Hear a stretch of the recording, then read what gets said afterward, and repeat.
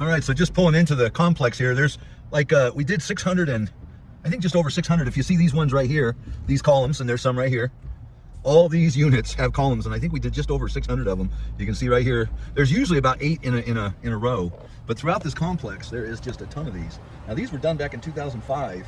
Again, that's what, 16 years ago that this was done, and we're here right now to do a repair on one. I guess somebody hit one with a car, and there's some more on the right here. But this is just one building after another. I remember doing this project. For us, it was like about $330,000 worth of sales for each of these columns. And these have a built-in ledge cap, so this goes around the framing. It's two pieces. There's a seam right in the middle, and two halves go together. You can see here again another 8 in a row, if not more. But we're here today to do a quick installation repair on I guess one that broke. You can see this one right here has gotten all the Delta lock is already in place, tar paper underneath it, so it's all framed out ready for us to do this. We'll show you how to do it. Okay, just a little close up here. This is all pre-conditioned with the tar paper and the Delta, I think it's a Delta lock or Delta dry. It's a tabbed material that keeps the actual column or the material off so air can ventilate through here. And in fact, as I recall, they had a screen ultimately, so this whole column, I don't know why I'm so big. Oh, I know why. This whole column is ventilated from the top all the way down to the bottom, so there's no dry rot. Okay, one of the first things we're doing right here, you see that little screen? So we just cut out, it's basically 10 by 2 inches, and we came over here, and I elected to put it right here, and we've got a screen, and when we go to mud this in, we'll just mud it right on the backside from about right here around on this perimeter, and that'll keep it in place.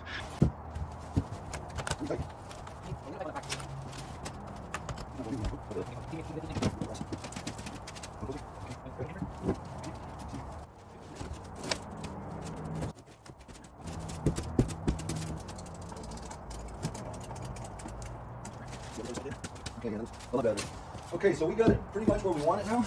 Now it's going to be some screw ins. There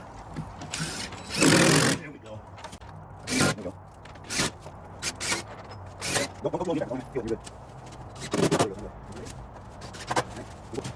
Okay, so now we've got the panel screwed.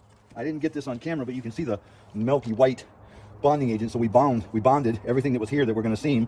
Now we've got some of our fiber mud, which to me is like a clay or a dough. And what we're doing is we're just stuffing this into the joint to where it goes in a long ways. I mean, you just keep stuffing it until you figure this. The back of the panel is right up against the plastic, so you can push this for a while, and then you just figure, well, I got the joint full, and that's good. That's all you need to do is just get the joint full, and then from there we're going to trial for aesthetics. But I'm just pushing that in real good. In some areas where you've got a tighter crack, if you're having problems pushing it through, you can take your trowel or a razor or a chisel. I got a chisel and a razor knife, and if I need to, I can just push that in. See that? I'm not getting it with just a hand push. I want to make sure I've got some good mud in there, and if it takes a couple of times to do that, I'll do it. I want to get a good thick mud area between to seam these two. Now this is a cosmetic seam. It's not so much of a structural. The structural is the screws, and there are 2 screw heads right here, and I believe you can almost see that one if I got it down. So this one right here, all I did to the 2 screw heads, because they're countersunk, is I just put a little bit of mud over it, if I can get it to stick, and then I smooth it out. That's too much mud. You don't want to raise. You just want a nice little, you don't want a speed bump is what I'm looking not to do. So I'm just smearing that in and going outward all the way around to where it disappears. And again, tomorrow when we go to stain this, if it's not perfect, we can touch it up just before we do it. But that takes care of the screws, so they are no longer an issue visually, but yet they're in place and they're doing their job. That's what fastens this to the wall structurally. So cosmetically, we don't want to see that, and that's done. Going back to my seam again. And again, if it's, this seam here is pretty tight, where most of them are pretty open. So on the tighter ones, I'm going to take the time to push that through. See? Just because I want a good amount in there.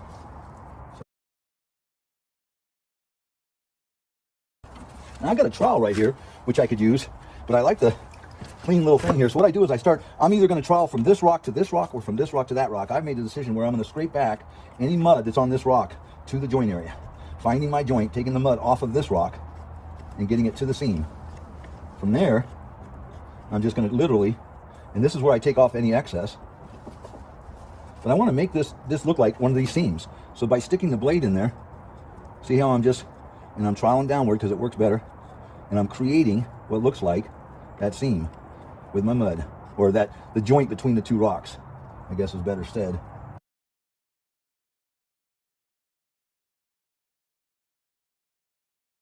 And not trying to get it too smooth, because you want to have some rock characteristics there. But that is pretty much what I'm needing. Tomorrow we take a little sandpaper. It's kind of a weird, I'll show it to you tomorrow. But we just clean that joint out just a little bit more, just to give it a smoothing out. And that is that. Now the other thing that I can do, and I'm actually premature trying to do it right now, is you let this set up a little bit and it tends to work better. But just taking a little water with your detail brush and just going over where you did, you're smoothing out any roughness. And here I'm just going to brush up, smooth that hair out. And that rock is now, well, it seemed from right here all the way down to here. Now this, we're actually going to add some mud to the top, because you can see so I'm going to take that right to the bottom of that trim right there, because we are on a driveway that's sloped towards the camera, and that's why that side's tight, this side's got about 3/8 of an inch, and we're just going to fill that with some mud, making this new top right to there.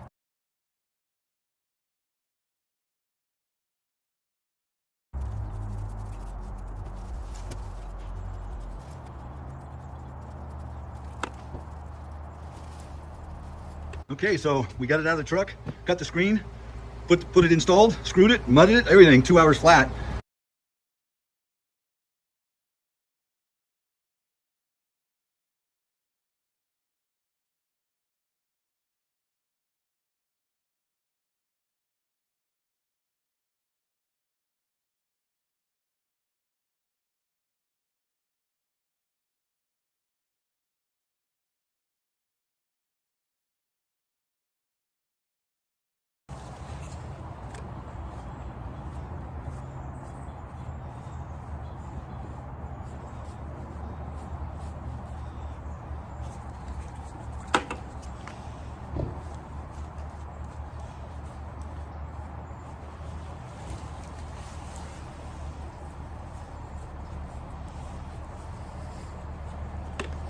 Okay, so we got it out of the truck, cut the screen, put it installed, screwed it, mudded it, everything, 2 hours flat.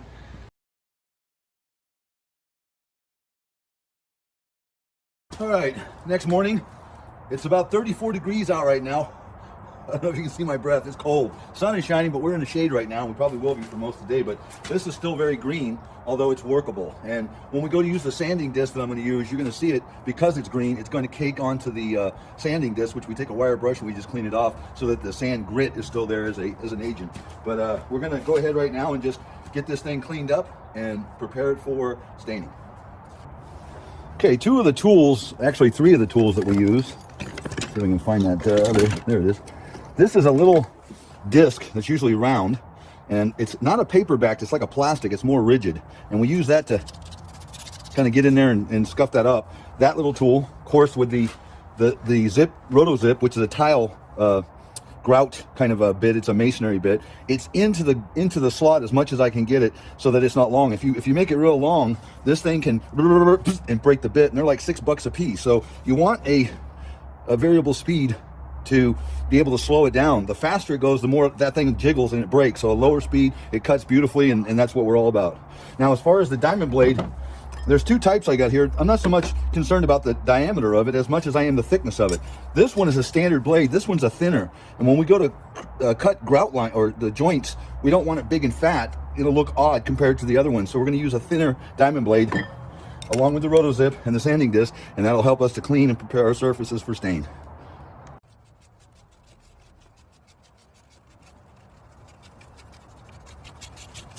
It doesn't take a lot of touch up. You can see he's just sanding that down just a little, sands one side of the rock and then the other.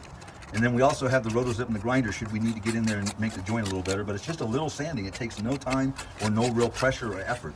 You're just knocking down the roughness of anything that was laid over.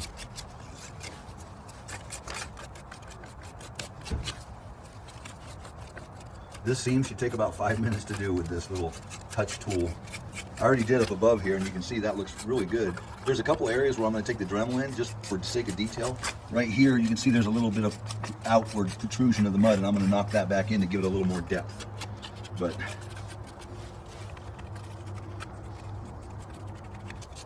Next, we're going to blow the heck out of this, and usually I would wash it, but then my stone would be wet and I have to wait for it to dry. I'm going to use a bonding agent, and I'm going to rub it in with the paintbrush. We're going to blow this off, we'll get the dust we can off, and then we're going to go ahead and put a bonder on it and brush that in instead of just spraying, but work it aggressively, like we're mad, like we're forcing the brush on the surface right and left and brushing hard and aggressive to work any dust that may be in the surface into the bonder itself, so when we put our next cement coat on, you won't have any problem with the bonding. This cement coat that we're about to put on is something I developed. I call it a cement paint. That's what it is. It's literally something we spray through the gun, and it gives us all one color. If I allow this to dry again, right now you don't really see any significant color change, but I can promise you it's there. Look at the area right there. This mud is the same mud that the panel was made with. The panel was casted in a mold in a shop, and it kind of heated up in that mold because it was confined. This dried to ambient temperature, and I can guarantee you this temperature that this dried was a lot warmer than this. This was really cold last night, about 30 degrees. So this is going to stay a different color, and if you stain this, you'll forever see that patch because it receives the stain differently than this panel that hasn't been patched, and you'll forever see that. You'll forever see anywhere. So in order to get the muds to be in sync, to be one color, we're going to put a cement paint on it to give it a unified color. It's also a seal coat, which is kind of nice. Then we let that dry. We're going to force it to dry with the torch, and then we're going to stain it. So stick with us. We'll be right back. Oh, I'm going to take the Dremel in a couple of areas, and I'll show you that on camera.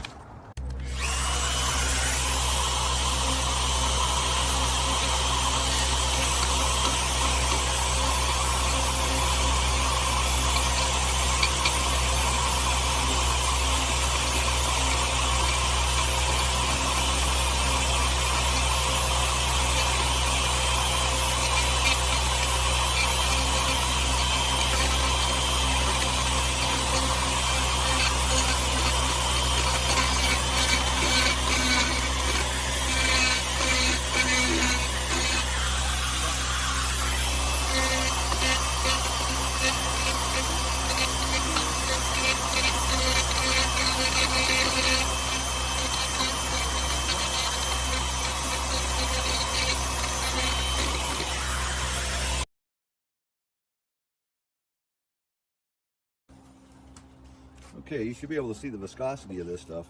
It's like milk. It's not real thick. In fact, I'm going to pour it. Yeah, that's great. I'm going to put a sieve in here. There is a paint sieve inside the gun in here, a little paint sieve. I've taken that out, a filter. It'll plug up if you leave it in there. And right now I'm just looking for big chunks to be sieved out of this. It doesn't take a lot. We've only got 32 square foot on this column, so less than a quart here. Okay, so knowing how these other columns were painted, because I created the process for the guys that were sanding, I just basically came in and they had a little bit of orange here and there.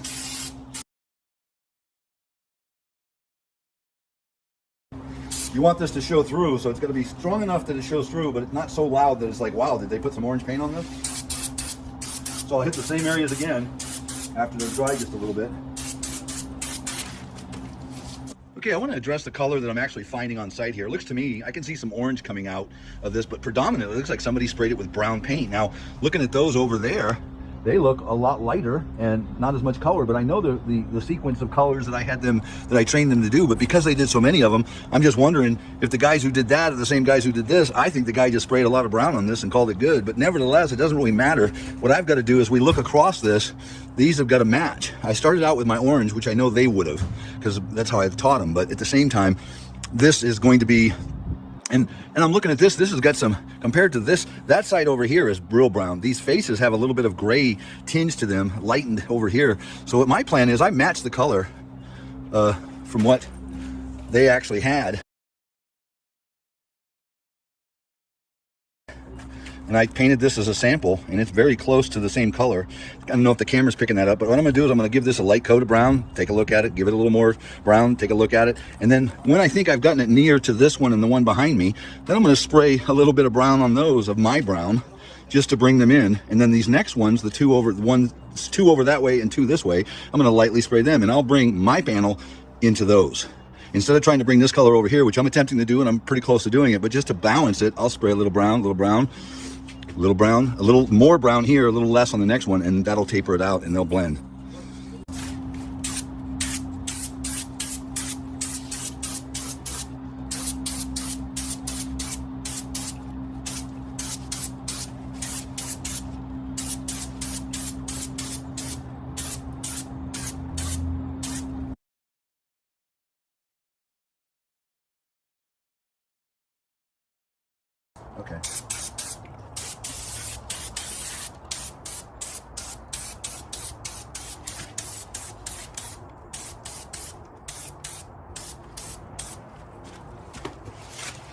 Mainly what I'm trying to do is cover up the orange or any real gray areas that I see.